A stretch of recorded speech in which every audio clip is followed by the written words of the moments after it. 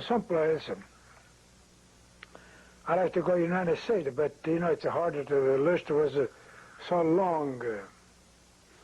People come in and give them pay something to see if you can get them going. You know, you had to be on.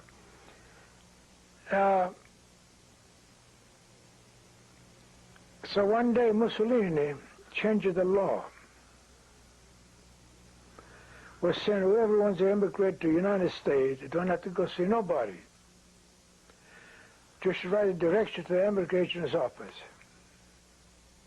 13 days I was called.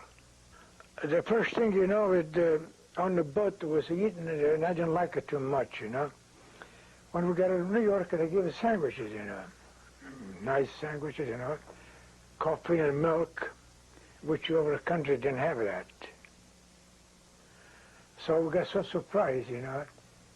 Couple of sandwiches, couple, we were so surprised at that. Is that what you mean? Well, yes.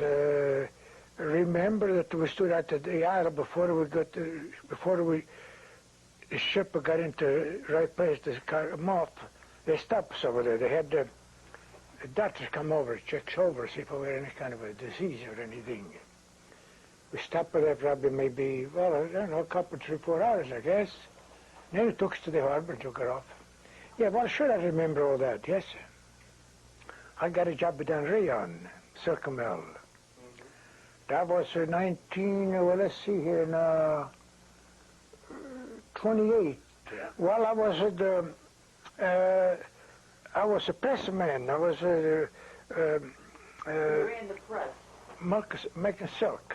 Get the pulp, dry paper, put it on the press, turn the acid on it, drain, press them, grind, and make a silk.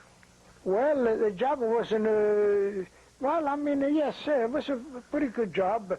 Had to wear the mask all the time because of splashing soda, and rubber gloves because it was handling the pulp and the soda.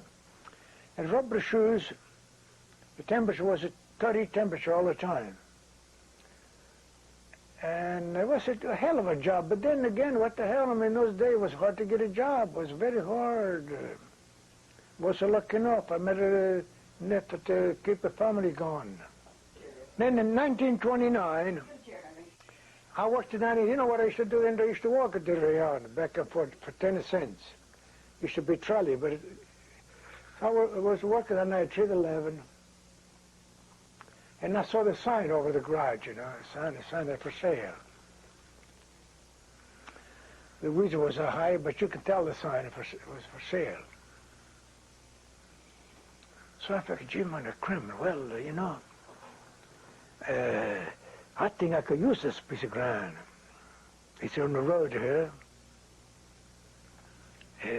See, I was looking for it, Harry, to do something, because as I said, if I stay in the garage, work in the garage, and I'll be a good mechanic, so what good is it? I see if I can use what I learned by an automobile. How is it true? I'm not kidding you. So I saw the sign for sale. Well, I had a notion to not go to work that night, but I figured, hell, I don't be there tomorrow morning.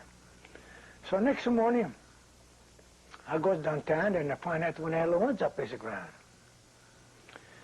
A woman, Kate Mahoney. They left a lot of money at the church here.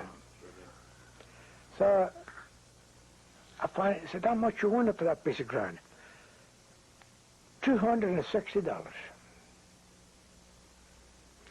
Well, I said, I ain't got no cash. I don't want the cash. Well, she knows that I don't want the cash. So I had $20, and I give her $20. That's all. I went home and told her mom that I bought the ground. What are you going to do with the ground? And, well, I started paying on it, you know. And so the first thing you know, I bought a machine. I borrowed a machine, the Ascanas. See, we used to make blocks, and Henry Marnell used to make blocks. But I bought the machine together, and then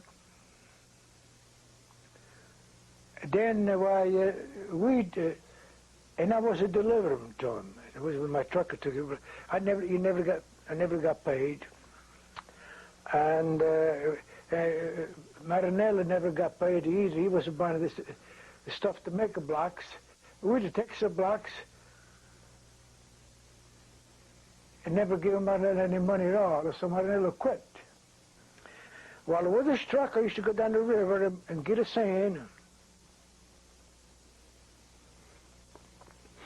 The ferry used to be here, Bob, what you call it, used to be Bob.